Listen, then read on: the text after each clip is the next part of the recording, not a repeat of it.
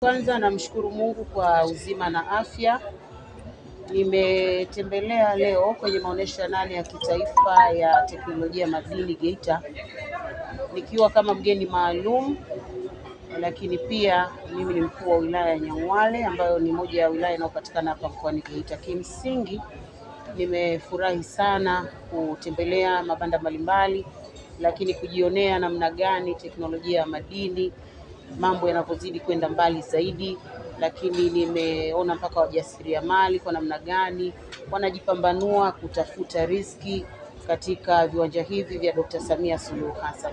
Kwa kweli maonesho ya mwaka huu, maonesho ya 8 yamefana na yanaendelea kuimarika siku hadi mwaka hadi mwaka. Mimi ni mara yangu ya 3 kuhudhuria maonesho haya nikiwa kama mkuu wa wilaya. Kwa hiyo najivunia sana na kimsingi nimpongeze Mheshimiwa Rais Dr. Samia Suluhu Hassan kwa kazi nzuri anayoifanya kwenye sekta ya madini, sekta ambayo ina mchango mkubwa kwenye pato la taifa letu la Tanzania. Lakini nimpongeze kwa dhati ya moyo wangu mkuu wa mkoa wa Geita, Mheshimiwa Martin Ruben Shigela kwa kazi nzuri anayoifanya. Kwa kweli anatusimamia vizuri, lakini kazi inakwenda kwa kasi na tunatafsiri kwa pamoja yale maono na matamanio ya Mheshimiwa Rais ya kuhakikisha anawawezesha wachimbaji, lakini sekta ya madini inakuwa na tija si tu kwa mtu mmoja, lakini kwa taifa kwa ujumla. Kimsingi ni utaratibu mzuri wenye manufaa makubwa. Mimi nilitembelea hata mwaka jana kwenye banda hili la BOT, lakini kabla hatujaanza kuzungumza nilikuwa nazungumza na mwenyeji wangu kwenye banda hili la BOT. Amenihakikishia kwamba watu wanaendelea kuleta dhahabu na BOT inanunua, na ameniambia mpaka sasa wanayo dhahabu, reserve ya dhahabu ya tani kama 10.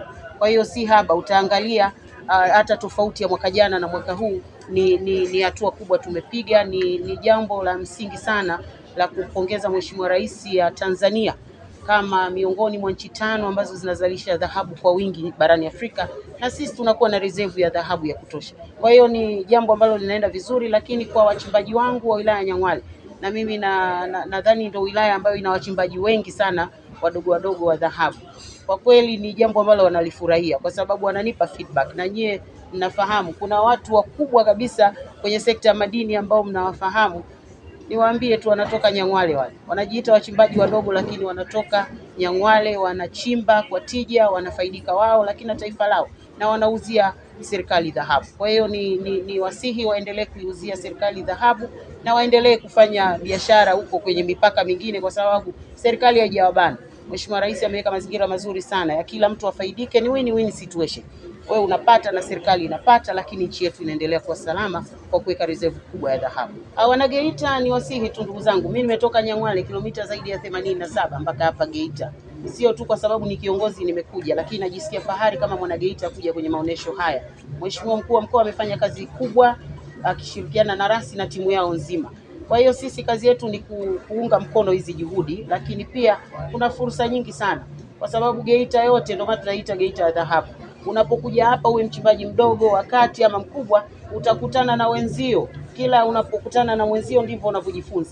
Kwa hiyo waje kwa wingi kwenye viwanja hivi vya Dr. Samia Suluhu Hassan, wajifunze teknolojia inavyozidi kukua ya dhahabu, kwa maana ya uchimbaji, uchorongaji, uchenjuaji, na wataona kuna mambo ya kubadilishana uzoefu. Lakini waje kutumia fursa, hasa wajasiriamali pia wadogo, mama lishe wa biashara wanauza wameshika mkononi. Hapa mambo yapo. Hakuna, wanasema hamna anayejua mwenye shamba kipo cha kuokota kwenye viwanja hivi vya Dr. Samia.